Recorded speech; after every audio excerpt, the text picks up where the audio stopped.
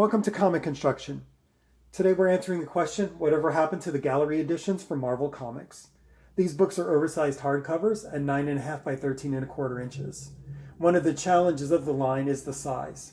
Comics don't scale up perfectly to the size of the paper, and you'll see why that's a challenge in a minute. There are no dust covers as the art is always printed on the board. For an example of an early book, we're looking at The X-Men by Roy Thomas and Neil Adams. The cover has a soft touch like dull coating and features the cover illustration of X-Men 59. The book has sewn binding with a red and white ribbon, and the spine is actually rounded on this one. The paper stock is quite nice. It's a semi-gloss that's fairly thick, very reminiscent of what's in the Marvel Masterworks line. Speaking of the Marvel Masterworks line, this book was edited and the art restored by Corey Settleminer and his team. They're legendary craftspeople in my mind. The design of the book is very beautiful and minimal.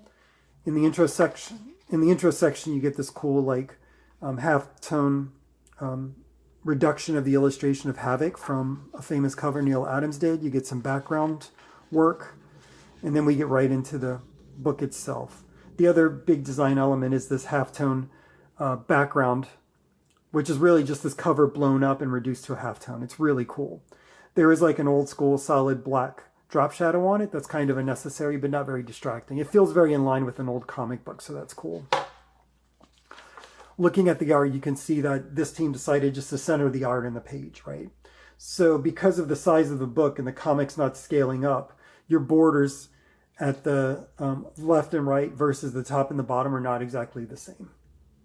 That's just because of the size of the book. This book is amazing and should have been like the defining idea of what this line is. This is an amazing book. This book is why I started to love Neil Adams' work. And to compare, we're going to look at a more recent book, and that's Daredevil by Jeff Loeb and Tim Sale, also known as Daredevil Yellow. This is my favorite Daredevil story. Corey Settleminer and his team are not involved with this production. Honestly, the art still looks great, probably because it's more recent, but the design of the book does suffer. The cover is glossy and features the art from issue 2. The book also has sewn binding with a yellow ribbon, and this one has a flat spine. There's not much spine flex just because of the thinness of these books.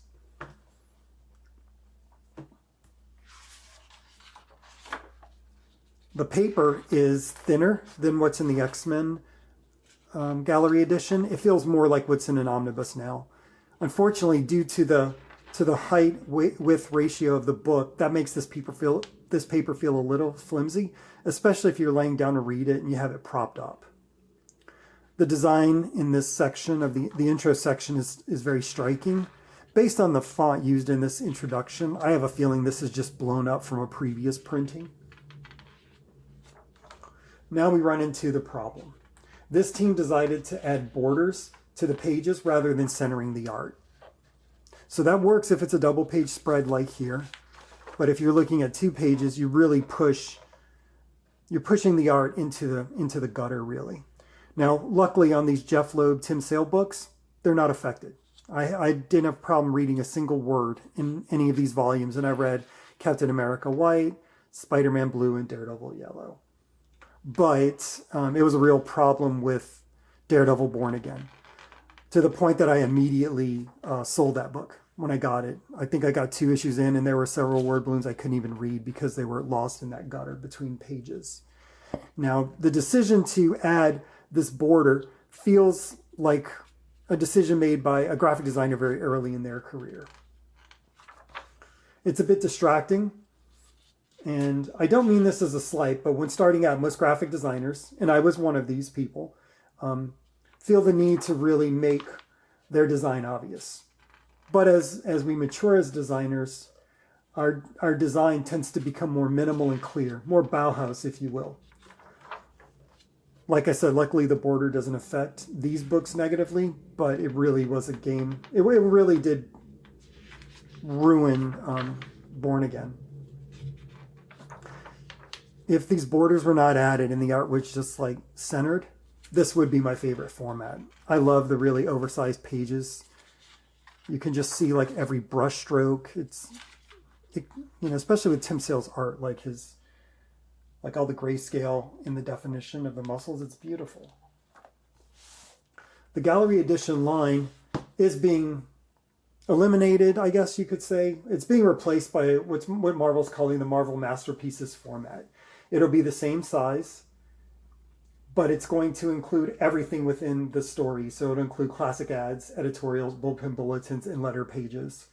That line starts in July 2025 with the Spider-Man, the Black Suit Saga, I think they're calling it. I'm curious about the presentation and the build, and I do plan to cover that in late July. Thanks for checking out this video. If you find this video helpful, like it and share it with a friend. If you enjoy my videos, please subscribe to my channel. Thanks.